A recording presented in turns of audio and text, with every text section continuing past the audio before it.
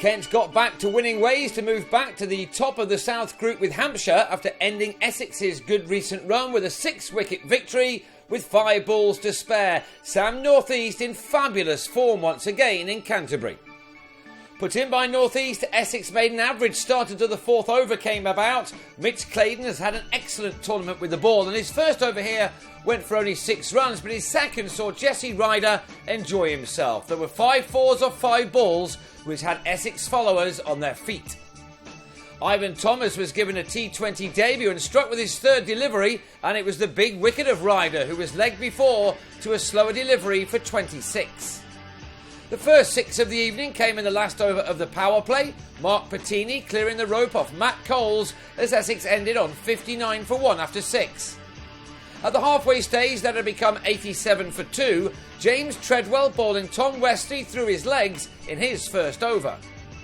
Patini's innings was now an important one for the visitors, and he was able to get to a 50 off 36 balls. He was a man that these Spitfires needed out sooner rather than later. At the other end, Ravi Bopara went after Darren Stevens, this shot from the forgotten England man going all the way. But he was out 4 balls later. Ryan Davis with the smart work behind the stumps to send Bopara on his way for 31. Essex getting to 130 for 3 with 5 overs of their innings remaining. Coles then delivered an excellent over, which included the wicket of danger man Ryan Tenduscarter, who'd made only 2 when he was held in the deep by Alex Blake. Thomas then bowled another boundary-free over, the 17th, before James Foster sent this ball from the unusually expensive Claydon into the distance, although it was some shot. Claydon responded immediately by bowling the club captain behind his legs. And then Patini's innings was ended by Coles, Stevens with the catch at deep mid-wicket as the opener was out for 56 in the penultimate over. The Eagles' innings never really got out of 3rd gear, and in spite of this maximum for Graham Napier in the final over, they had to settle for a final score of 173 for 6 from their 20 overs. Coles the pick of the bowlers with 2 for 28 from his 4.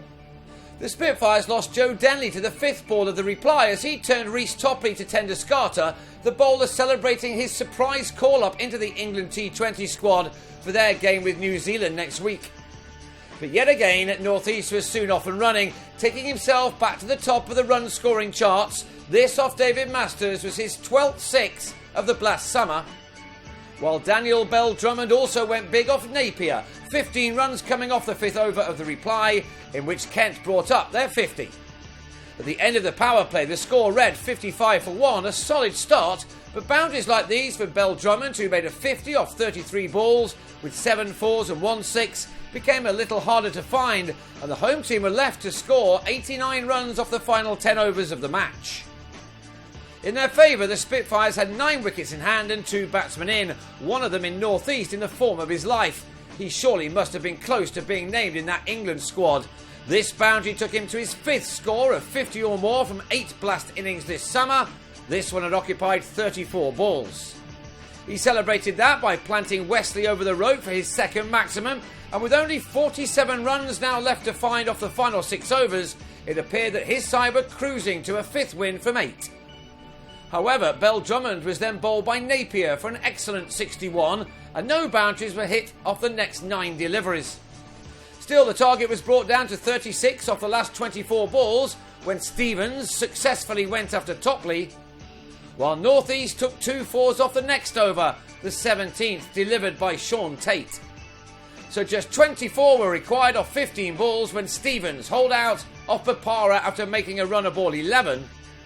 And then the brilliant North East all but won the game in the next over from Tate.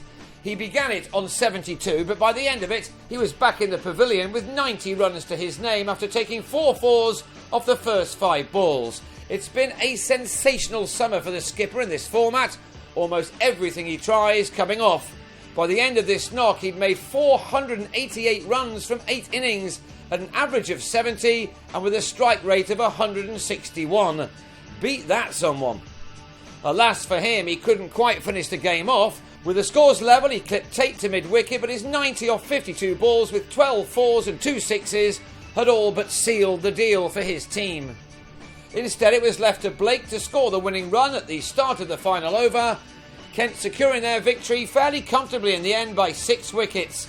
A win which puts on the shelf the recent defeats to Hampshire and Gloucestershire, or more precisely Michael Klinger. Next up is Friday's trip to the Oval, where a big crowd will be waiting. A victory there against a struggling Surrey side will be very useful indeed. Kent now have 10 points and sit alongside Hampshire at the top of their group.